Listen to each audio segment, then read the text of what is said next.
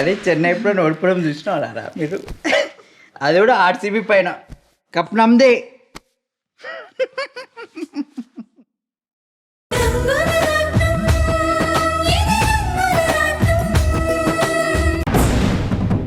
Doctor doctor అమ్మా అమ్మా doctor doctor అమ్మా డాక్టర్. ఏంటి? ఏం జరిగింది? తెలీదు డాక్టర్. గుడిలో పూజ చేయించడానికి వచ్చారు. ప్రదక్షిణలు చేసిన తర్వాత కళ్ళు తిరిగి పడిపోయారు.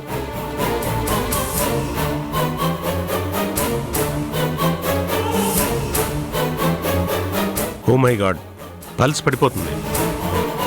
వెంటనే ఐసీయూకి షిఫ్ట్ చేయాలి. తీసుకెళ్ళండి. అమ్మా ఆ ముందుకెళ్ళండి. అమ్మా మీరు లోపలికి రాకూడదు, ఇక్కడే ఆగండి.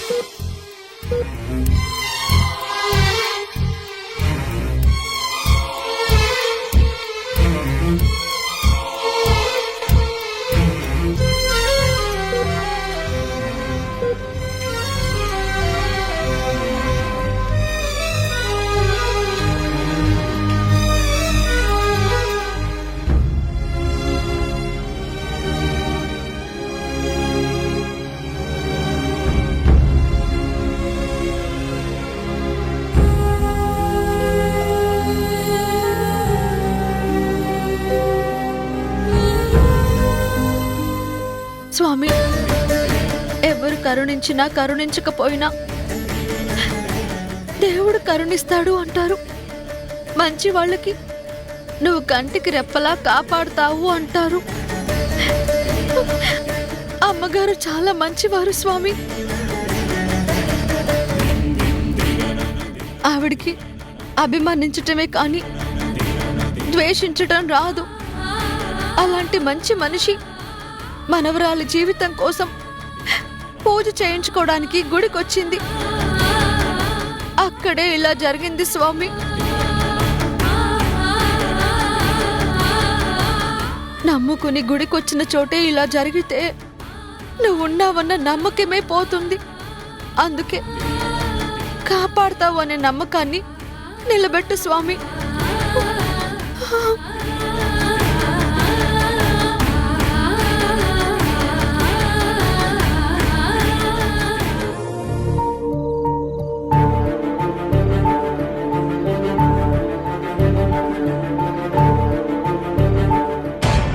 పూర్ణ ఎప్పుడో వెళ్ళింది, ఇంకా రాలేదు. కార్లో వెళ్ళు అంటే నా మాట వినకుండా వెళ్ళింది.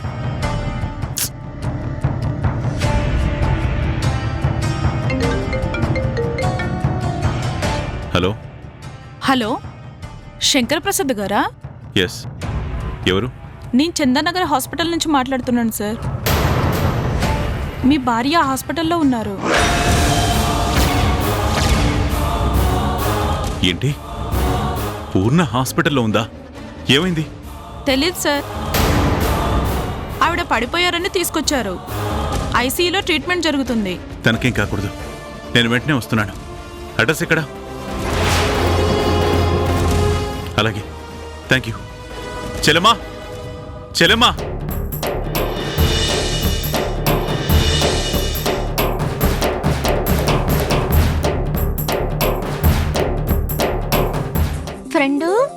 ఫ్రెండు ఎక్కడున్నావు ఫ్రెండు? త్వరగా రా. తులసమ్మా, ఫ్రెండ్ ఇంకా ఇంటికి రాలేదా? వచ్చిందమ్మా, తన గదిలో ఉంది. అవునా? నువ్వు వెళ్ళి ఫ్రెండును తొందరగా రమ్మని చెప్పు.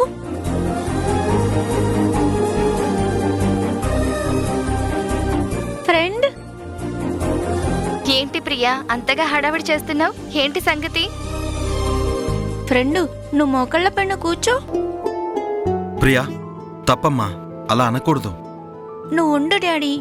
ఫ్రెండు, నువ్వు కూర్చో.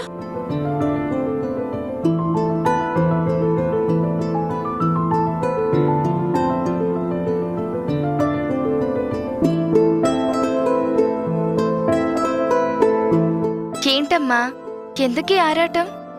అమ్మ గురించి నేను రాసిన ఎస్సే రైటింగ్కి ఫస్ట్ ప్రైజ్ వచ్చింది.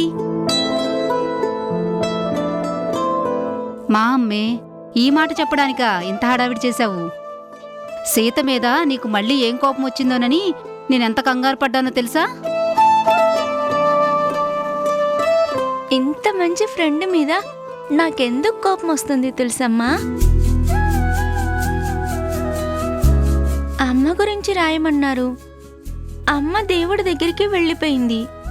ఆ విషయం తప్ప అమ్మంటే ఏంటో, ఎలా ఉంటుందో నాకు తెలియదుగా.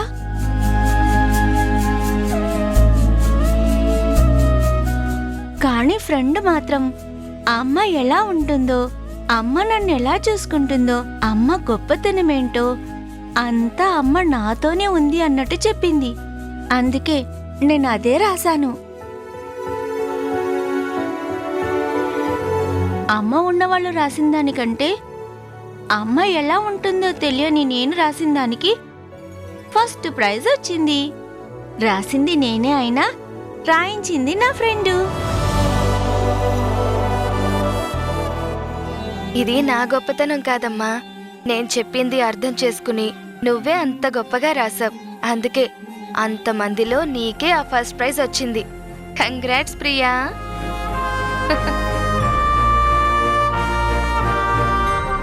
Congrats my dear baby. మీ అమ్మ మనల్ని అందరినీ వదిలేసి తిరిగిరాని లోకాలకు వెళ్ళిపోయింది.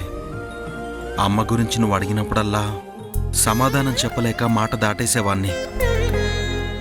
అందుకే అమ్మ ఫోటో తప్ప అమ్మ గురించి నీకేం తెలియలేదు. ఇప్పుడు తెలిసింది డాడీ, నా ఫ్రెండు అమ్మలాగే చూసుకుంటుంది కదా. తనే మా అమ్మ.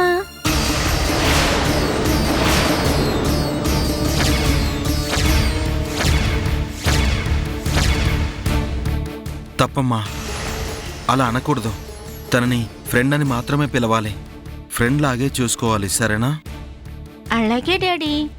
డాడీ, రేపు మా స్కూల్లో ఫంక్షన్ ఉంది. అందరూ వస్తారు. నన్ను స్టేజ్ మీదకి పిలిచి ప్రైజ్ ఇస్తారు. కంగ్రాట్స్. అక్కడ అందరు ఇలాగే క్లాప్స్ కొడతారు. అందరూ నన్ను ఎంతో మెచ్చుకుంటారు. నా బంగారు తల్లిని కాకుండా ఇంకెవరిని మెచ్చుకుంటారు? అందుకే అది చూడ్డానికి నువ్వు ఫ్రెండ్ స్కూల్కి రావాలి. రేపా? కుదరదమ్మా, నాకు చాలా సర్జరీలున్నాయి. మరొకసారి వస్తానే. పో డాడీ, నువ్వెప్పుడు ఇంతే. రేపు ప్రైజ్ ఇస్తారంటే నువ్వు మరోసారి వస్తాను అంటున్నావు. అది కాదమ్మా. చూడు డాడీ, మీరిద్దరు వస్తానంటేనే నేను ప్రైజ్ తీసుకుంటాను. లేదంటే నేను రేపు స్కూల్కి వెళ్ళను, ప్రైజ్ తీసుకోను. చూడండి సార్, ప్రియా అమ్మని తను రాసిన అక్షరంలో చూపించింది. మరి ఆ అమ్మ గురించి అందుకుంటున్న బహుమతిని మీరు చూడకపోతే ఏం బాగుంటుంది? ఒక్కసారి ఆలోచించండి. సరే ప్రియా, అలాగే వెళ్దాం. Thank you daddy. సరే రా, మనం వెళ్ళి ఫ్రెష్ అవుదాం.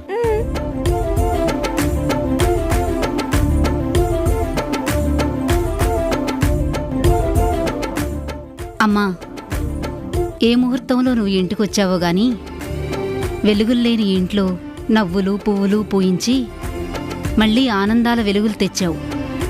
నువ్వెప్పుడూ చల్లగా ఉండాలమ్మా.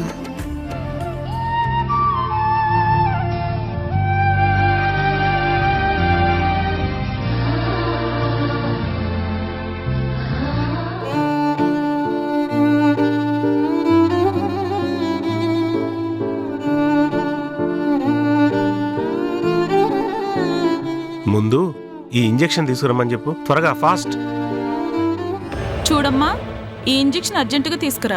ఆవిడకి ఎలా ఉంది? ట్రీట్మెంట్ జరుగుతుంది. ముందు మీరు ఈ మందులు తీసుకురండి. మేడం, మెడికల్ షాప్ ఎక్కడుంది? అక్కడికి వెళ్ళండి. Thank you.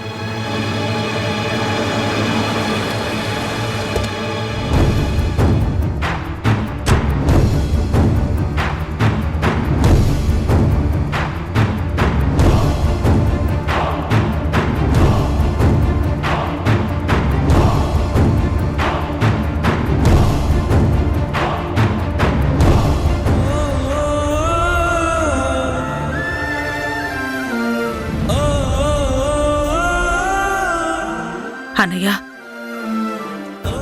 టెన్షన్ పడకు, ఏమీ కాదు.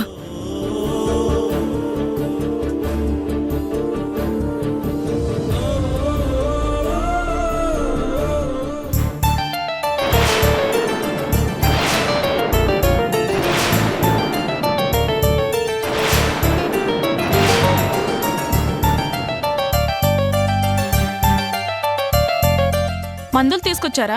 ఇటివ్వండి. మందులా? ఎవరికి? ఎవరికేంటి సార్? మేడం గారికి. ఆవిడకి ఈఎంఐ మందులు తేవడం ఏంటి? అదేంటి సార్ అలా అడుగుతారు? ఆవిడని హాస్పిటల్లో జాయిన్ చేసింది ఈఎంఐయే.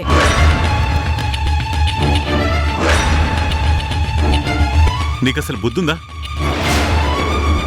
నీ నీడ కూడా పడకూడదని నేను కోరుకుంటూ ఉంటే ఎందుకు మా వెంట పడుతున్నారు? ఎందుకు మాతో బంధాలు కలుపుకోవాలని ప్రయత్నిస్తున్నారు? మీలాంటి స్వార్థపరులకి, ద్రోహులకి నా ఇంట్లో స్థానం లేదని ఎన్నిసార్లు చెప్పాలి? అయినా ఎన్ని తిట్లు తిడుతున్నా సరే సిగ్గనైతే లేదా మీకు? బాబుగారు, నా కళ్ళ ముందు ఒక మనిషి అలా కళ్ళు తిరిగి పడిపోతే చూస్తూ ఉండలేక తీసుకొచ్చాను బాబుగారు. అంతేకాని దీన్ని అవకాశంగా తీసుకుని మళ్ళీ మీతో మాటలు కలపాలని కాదు, మీ ఇంట్లో చేరాలని, అంతకన్నా కాదు. మీరు మా మీద ఎంత కోపాన్ని పెంచుకున్నా మీరు మాకు చేసిన సాయాన్ని మేమెప్పటికీ మర్చిపోము. మీ మంచితనాన్ని ఎప్పుడు గుర్తు చేసుకుంటూనే ఉంటాము. మేడంకి ఇలా అయిందని బాధపడ్డానే కానీ దీన్ని అడ్డు పెట్టుకుని ఇంకేదో చేయాలని నేను అనుకోలేదు. ఏం కాపుతావా నీ నాటకాలు? కన్నీళ్లు పెట్టుకుని జాలిగా మాట్లాడితే నమ్మేంత అమాయకులు ఇక్కడ ఎవ్వరూ లేరు. మా వదిన కళ్ళు తిరిగి పడిపోయింది అని అనుకుందాం. అప్పుడు నువ్వు కాపాడటానికి తీసుకొచ్చావనే అనుకుందాం.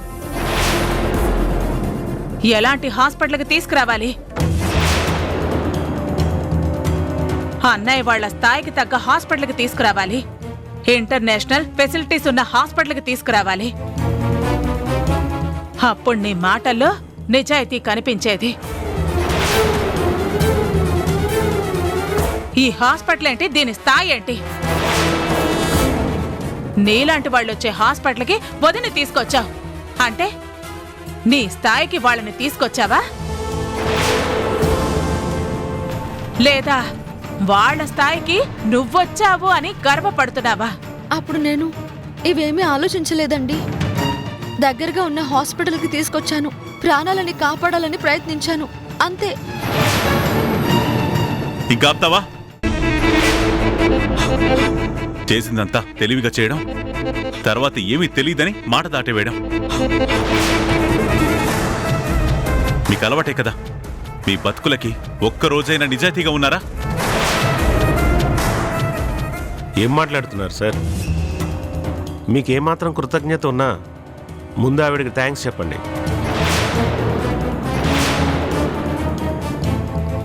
ఎందుకంటే సరైన సమయానికి తీసుకొచ్చారు. లేట్ అయి ఉంటే ప్రాణానికే ప్రమాదం వచ్చి ఉండేది.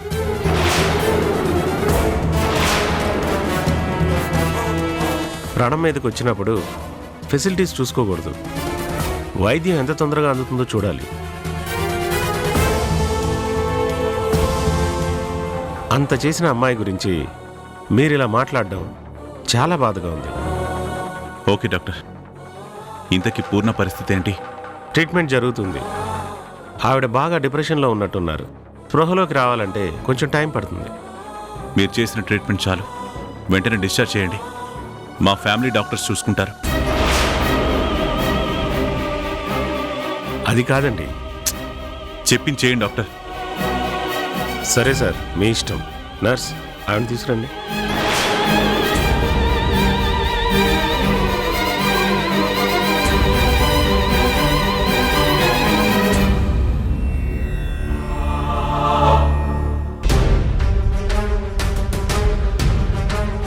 ఇదిగో, నువ్వు చేసిన పనికి నేను ఇస్తున్న ఫీజు.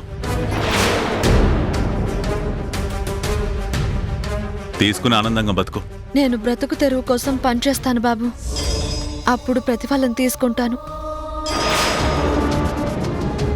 కానీ ఇప్పుడు నేను ఆ పని చేయలేదు. సాటి మనిషికి సాయం చేశాను. సాయానికి డబ్బులిచ్చేంత గొప్ప మనసు మీకున్నా తీసుకునేంత చిన్న మనసు నాకు లేదు. వస్తాను.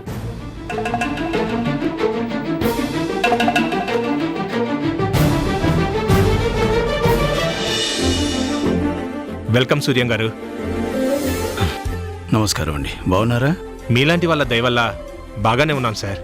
ఇందులో నాదయ్యే ఉందండి. మీకైనా నాకైనా దేవుడి దయ ఉండాలి. అందరినీ నడిపించేది ఆయనే కదా. మీరు మళ్ళీ మీ వ్యాపారాలు చూసుకోవడానికి రావడం అందరికీ చాలా ఆనందంగా ఉంది. ఇదంతా మీ అభిమానం అండి. సూర్యం గారు, మీరు ఛాంబర్ ప్రెసిడెంట్గా ఉన్నప్పుడే నేను వ్యాపార రంగంలోకి అడుగుపెట్టాను.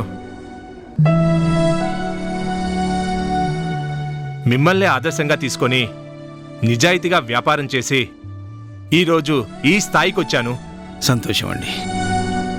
మోసం మనం గెలిచామన్న భ్రమని కలిగిస్తుంది. అదే నిజాయితీ మనల్ని గెలిచేటట్టు చేస్తుంది. ఎలాంటి పరిస్థితులు ఎదురైనా మనం నీతిని నమ్మకాన్ని వదులుకోకూడదు. చెప్పాను కదా సార్, మీరే నాకు ఆదర్శమని. మీకు నేను ఏకలవ్య శిష్యుల్లాంటి వాణ్ణి.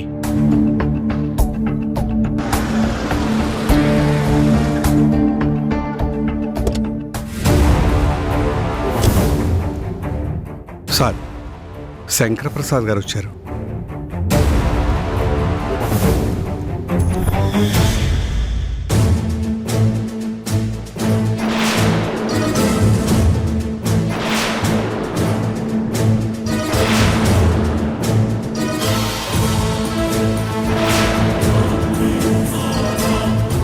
ఏంటి, బిజినెస్లో నాతో పోటీకి దిగేవా?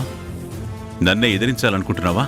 నిన్ను అభిమానించే స్నేహితునే కానీ నిన్ను ఎదిరించే శత్రువుని కాదురా. మంచితనం అనే ముసుగులో నయవంచన చేసేవాడివి. నిన్నందరూ నమ్మినా నీ నిజస్వరూపం తెలిసిన నేను మాత్రం నిన్నస్సలు నమ్మను. చాలా తప్పుగా మాట్లాడుతున్నారు సార్.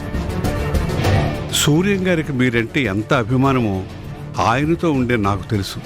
మీలాంటి భజన బృందాలతో ఇలా ప్రచారం చేసుకునే అందరితో మంచివాడని అనిపించుకుంటున్నాడు.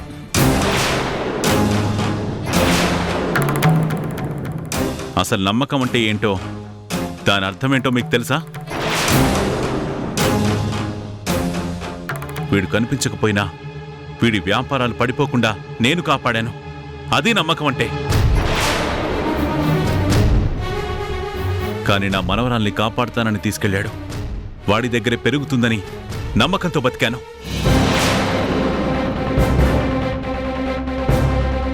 కానీ ఏం చేశాడు? పసిపాపను వదిలేశానని సిగ్గు లేకుండా చెప్తున్నాడు. నమ్మకం అంటే అదా? బాధ్యత అంటే అదా? స్నేహం అంటే అదేనా? ఆ రోజు వాళ్ళని రక్షించడానికి నేను వాళ్ళని అలా తప్పించాను.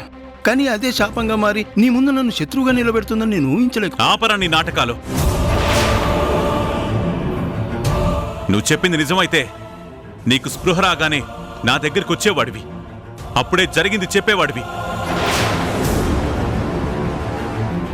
కానీ కావాలని మోసం చేశావు కాబట్టే నాకు కనిపించకుండా తప్పించుకుని తిరిగావు.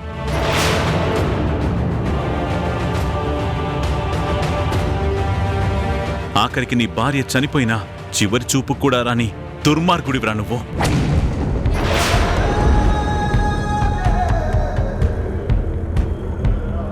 లేదురా, వర్ష అంటే నీకెంత ప్రాణమో నాకు తెలుసు కదా. తన జాడ తెలిసే వరకు నీకు ఎదురు పడకూడదనుకున్నాను, అంతే. మరిప్పుడెందుకురా ఎదురొచ్చావు? వెక్కిరించడానికా? మరో కొత్త నాటకం ఆడడానికా? లేదురా, నేను చెప్పింది అబద్ధమని నువ్వు నమ్ముతున్నావు. కానీ అది నిజమని నిరూపించే అవకాశం నాకు వచ్చింది. ఏంటి? వర్ష ఎక్కడుందో తెలిసిందా? వర్ష ఇక్కడే ఉంది. ఇదే సిటీలో ఉందని నిరూపించే సాక్ష్యం నాకు దొరికింది. ఏంటి, కలగంటున్నావా? లేక నన్ను కలలో బ్రతికేమంటున్నావా? ఇది కలో భ్రమో కాదురా. ఒకప్పుడు మనం అనుకోకుండా చేసిన ఓ మంచి పని ఈరోజు ఆధారం అయింది. ముందు అదేంటో చెప్పు, అందులో నిజం ఉందో లేదో నేను చెప్తాను. వర్షకి సమంతకి మనం ఒకేలాంటి లాకెట్ చైన్స్ వేశాం కదా. సమంత మెడలో ఇప్పటికీ అది ఉంది. కానీ వర్ష దగ్గర ఉండవలసిన చైను నాకు ఈ మధ్య ఒక షాప్ దగ్గర దొరికింది.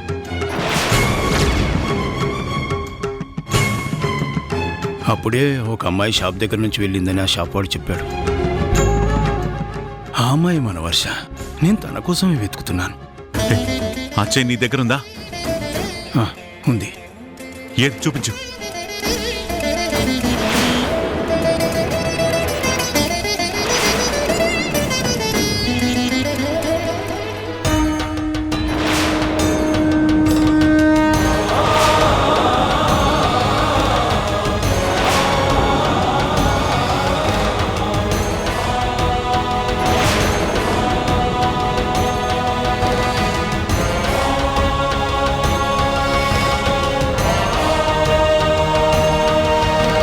పూర్ణ బెంగ పెట్టుకున్నది వంశీ సమంతలు కలవాలని. వాళ్ళు కలవరు. మీరు వంశీతో మాట్లాడితే తన మనసు మారుతుందేమో ఒకసారి ఆలోచించండి. రోజులు మారే కొద్దీ కోపాలు తగ్గుతాయి. వదిన పరిస్థితి చెబితే అర్థం చేసుకుంటాడేమో. ఆ నమ్మకం నాకు లేదమ్మా. ఇప్పుడు వదినున్న పరిస్థితి నుంచి బయటపడాలంటే వంశీ రావాలి, మీరే తీసుకుని రావాలి. జనరల్గా నేను అనుకుంటా కదరా, అంటే మైండ్కి ఏమైనా క్రియేటివ్ థాట్స్ వస్తాయి కదా, అవి ఇట్లా అనుకుంటా అట్లా జరిగిపోతారా? అది అలా జరిగిపోతుంది అంతే కాదురా. అది అయ్యేంత వరకు నువ్వు జనాల్ని కాబట్టి జరుగుతుంది.